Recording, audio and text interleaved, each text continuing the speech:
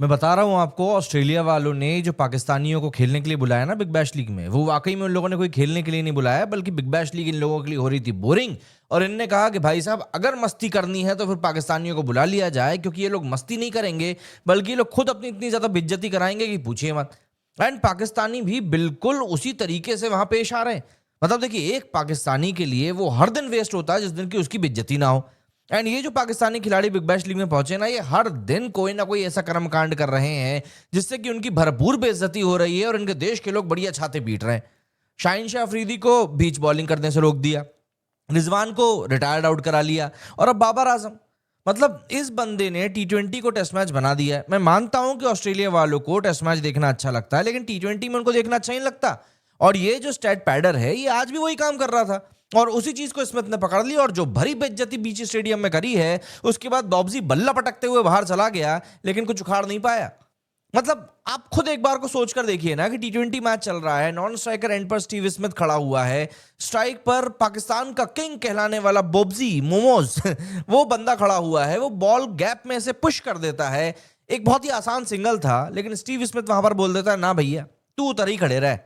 मतलब कोई मिक्सअप नहीं था, कोई कंफ्यूजन नहीं था, कोई मिसकम्युनिकेशन नहीं था, बल्कि एक क्लैरिटी थी स्टीव स्मिथ के दिमाग में कि भाई इस बंदे को स्ट्राइक नहीं देनी है, एज सिंपल एज दैट। और उस मूवमेंट में सिर्फ एक सिग्नल नहीं गया, और आप समझिए, मतलब बाबर आजम का ऑरा, हाइप, नैरेटिव सबका सब वहीं पे पिच पे गड़ा हो गया, और कुछ भी नहीं। यही है 2026 का क्रिकेट, और यही है बॉब्जी द किंग का रियलिटी चेक, घंटे का किंग जिसको बोला जाता है।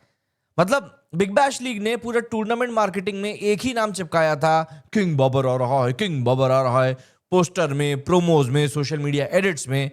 और फिर ऑस्ट्रेलिया ने बोला कि बेटा, यहां पर मोनार्की नहीं बल्कि मेरिट चलती है। 7 मैच हो चुके हैं, बॉब्जी के 145 रन बनाए हैं, और स्ट्राइक रेट है 108 का। नहीं नहीं नहीं, वो श्री 108 नहीं, 108 का सिंपल सा इसका एक स्ट्राइक रेट है, जो यकीन मानिए आजकल वनडे में भी थोड़ा सा कम ही लगता है। और टी20 में 108 का स्ट्राइक रेट का मतलब होता है कि आप टीम के लिए अब लायबिलिटी बन चुके हो। एंड आयरनी देखो, बीबीएल ने जिसे सुपरस्टार बना के बेचा था, उसी टूर्नामेंट ने उसकी हर एक दिन पब्लिक एम्बैरेसमेंट कर दी है, और पता नहीं ये घर किस काले मुंह को लेकर जाएगा। इसके अलावा डेविड वार्नर का भी प्लान यहां पर बहुत क्लियर हो गया। दरअसल ये सिर्फ ट्रोलिंग नहीं है, बल्कि ये अपोजिशन की स्ट्रैटेजी थी कि डेविड वार्नर ने खुद कहा कि प्लान यही था कि बाबर आजम को ज्यादा से ज्यादा बॉल्स फेस करवाएं।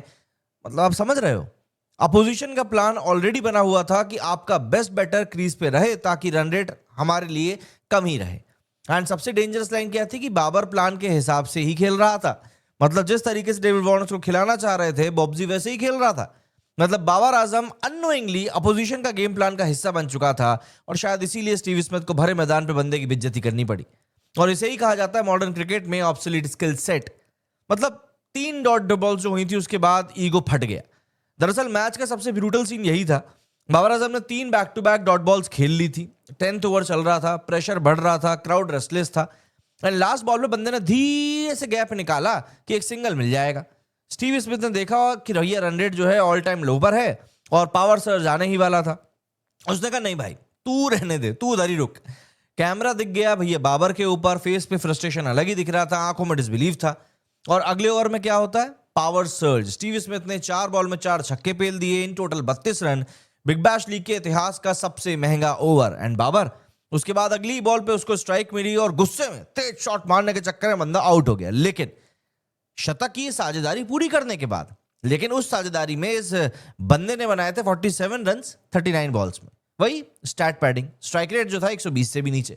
और पवेलियन जाते हुए बैट से बाउंड्री रोप पे ऐसे गुस्सा निकाला कि जैसे बंदा सेंचुरी से 2 रन से चूक गया। मार्क वो कमेंट्री कर रहे थे, तो उन्होंने कहा not a good look. Correct, not a good look भैया, बिल्कुल एक्सपोज्ड माइंडसेट है ये।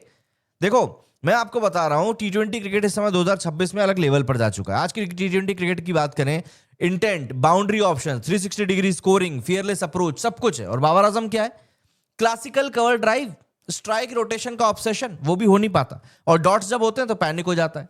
ईगो पे रिएक्शन आप देखेंगे तो ऐसा लगेगा कि भैया पता नहीं कौन सा पहाड़ टूट जाए इनके सर पे। ये स्टाइल टेस्ट क्रिकेट में काम करता है, वाइट बॉल में नहीं। आप समझिए इस बात को, टेस्ट क्रिकेट में काम करता है। इसीलिए जब दुनिया 2026 की क्रिकेट खेल रही है, पाकियों का पोस्टर बॉय 2025 के, नहीं नहीं नहीं, 2005 के डीवीडी हाइलाइट्स को अभी भी रिपीट कर रहा है। अब आपको थोड़ा सा रिएक्शन भी दिखा देते ताकि आपको भी समझ में आए कि कहानी क्या चल रही है। ये जो आपको तस्वीर दिख रही है ना स्क्रीन के ऊपर, ये दरअसल उसी पॉइंट की तस्वीर है जब स्टीव स्मिथ ने बोला था कि भाई साहब तुमसे ना हो पाएगा। ये बॉब्जी बोल रहा था अरे भाई सिंगल का है छोड़ दिए। उसके ऊपर स्टीव स्मिथ ने कहा था कि भाई ऐसा है कि तू रहने दे, तेरे से ना हो पाएगा। इसके ऊपर कुछ रिएक्शन देख लेते हैं कैसे क्या रिएक्शन आए हैं। डेविड वार्नर ने ये जो पूरी बात कही थी, the plan was to make Babar Azam face as many balls as possible.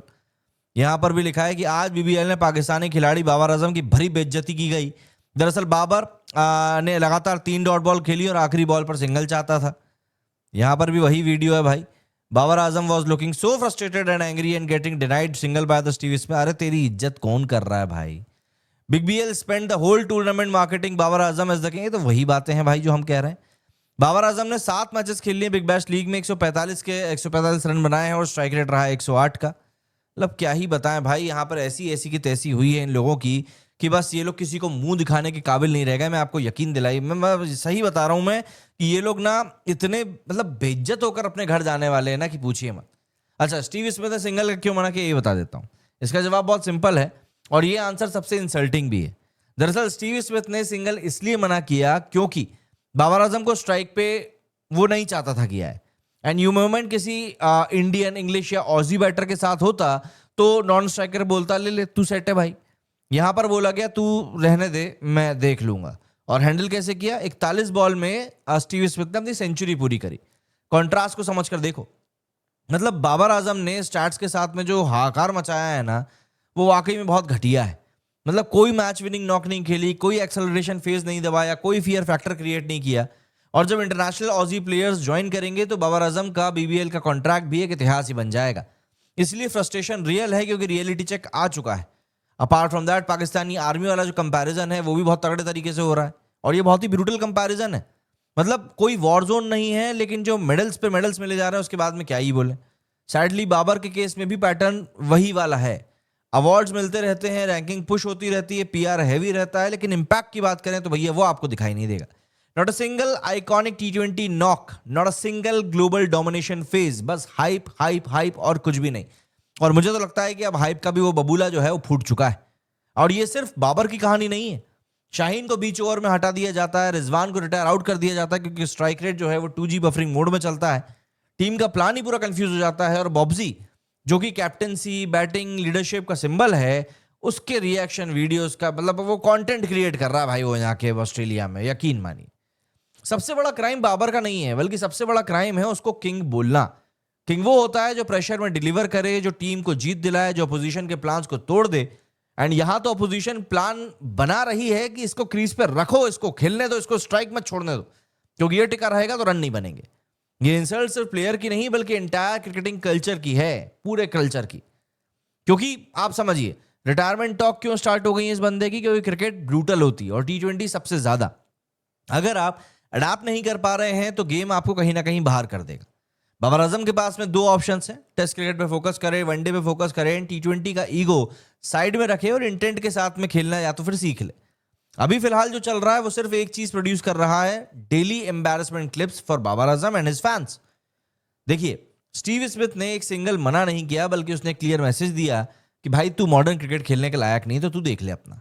Big bash league ने बाबर आजम को एक्सपोज नहीं किया, बल्कि बिग बैश लीग ने सिर्फ कैमरा ऑन कर दिया, और जब कैमरा ऑन होता है तो सच छुप नहीं पाता। किंग का क्राउन पीआर से बनता है, लेजेंड का स्टेटस परफॉर्मेंस से बनता है, और अभी हाल फिलहाल के लिए बाबर आजम दोनों से ही काफी दूर दिख रहा है। अब क्या ही बताएं और कितनी बेइज्जती इसको करानी पड़ेगी। आप बताइए आप लोगों का क्या कहना है इस बारे में। हमारे इस वीडियो फिलहाल इतना ही। जय हिंद, जय भारत।